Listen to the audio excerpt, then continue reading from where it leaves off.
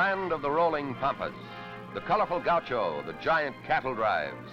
Argentina, second largest country in South America.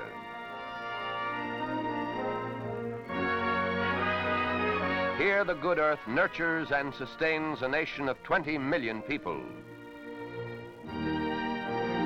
Farming and cattle raising have dominated the Argentine economy since the country's discovery in 1516 by a Spanish adventurer, Juan Díaz de Solís. Under Spanish colonial rule, the nation was left to develop slowly, for there was in Argentina none of the great mineral wealth of such conquests as Mexico and Peru. But the growth was steady and sure. Immigrants came from Spain and Italy to settle the rich land, farm and raise livestock, and exchange goods and products with faraway countries and ports.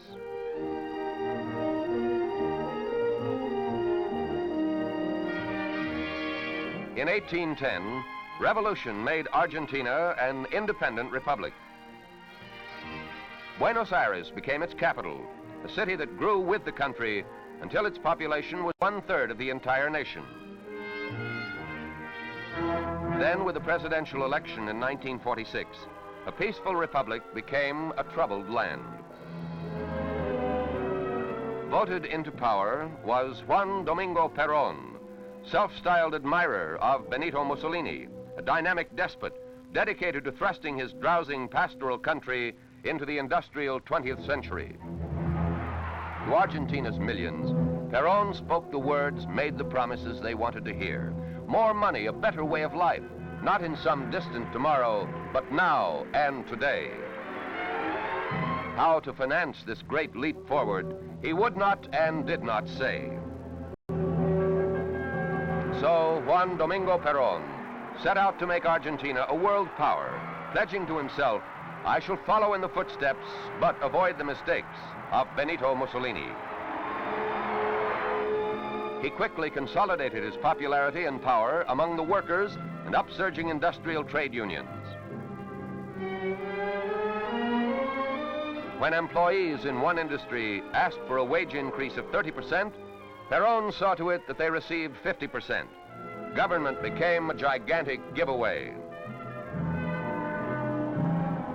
The new strongman also found himself a perfect helpmate, a radio actress named Maria Eva Duarte, whom he and put in charge of the Secretariat of Labor. Shrewd, ambitious Evita Perón built costly homes for the aged, for working girls, for indigent mothers. The laborers came to worship Juan and Evita. The dictator, while leaving workers and unions alone, struck hard elsewhere, humbling government officials, seizing opposition newspapers, including La Prensa, and actually torturing political prisoners. Perón's power, although it seemed absolute, was not. Evita died. The giveaway money ran out. And in a country where 93% of the population was Catholic, he came into conflict with the church.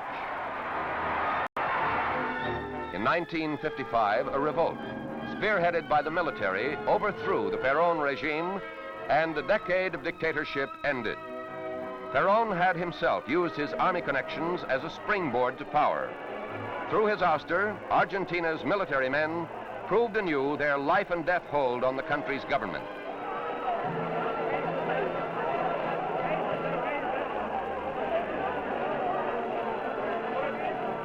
Perón was sent into exile, first in Paraguay, then Panama, Venezuela, the Dominican Republic, and finally Spain.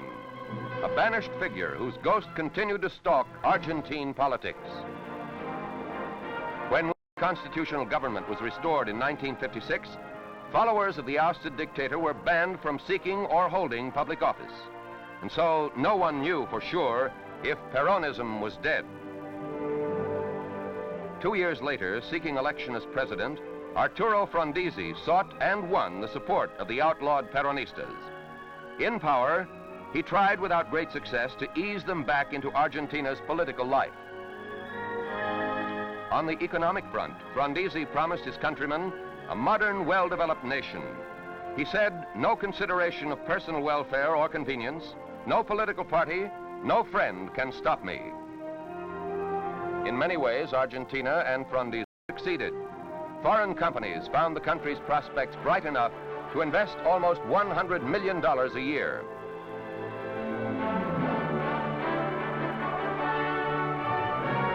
The United States, selecting Argentina as a prime partner in its Alliance for Progress program, offered to make another $150 million available for economic development. The industrial boom was not, however, without its problems. Heavy machinery had to be imported, putting a deep and continuing drain on the country's foreign currency reserves.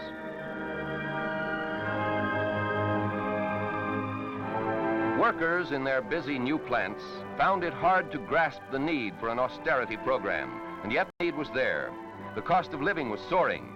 The peso, once equal to 25 American cents, was now worth 1/10 of that.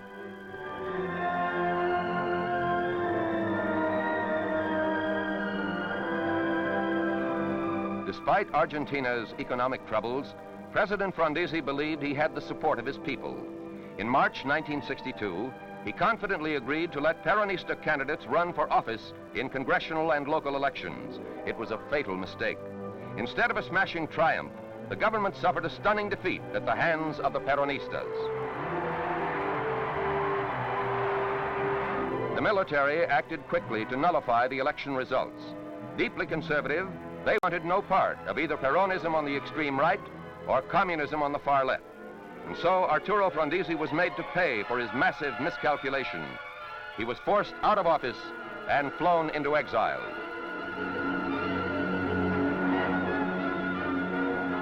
In Madrid, where Juan Domingo Perón lives in luxury, the 66-year-old former dictator greeted the events with satisfaction and a strangely detached manner. "I have done nothing," he said.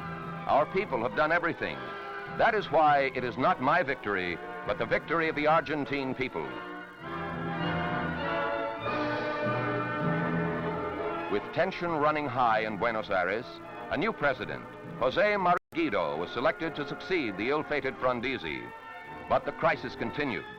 Argentina remained divided politically into three parts: the military supporters of President Guido, the moderate backers of Arturo Frondizi, and the Peronistas. The struggle for power, the constitutional tug-of-war, threatening each day to erupt anew, is of grave concern to the United States and all the countries of the Western Hemisphere. The road Argentina takes, the direction in which she moves, may well determine the fate and future of democracy and freedom in South America.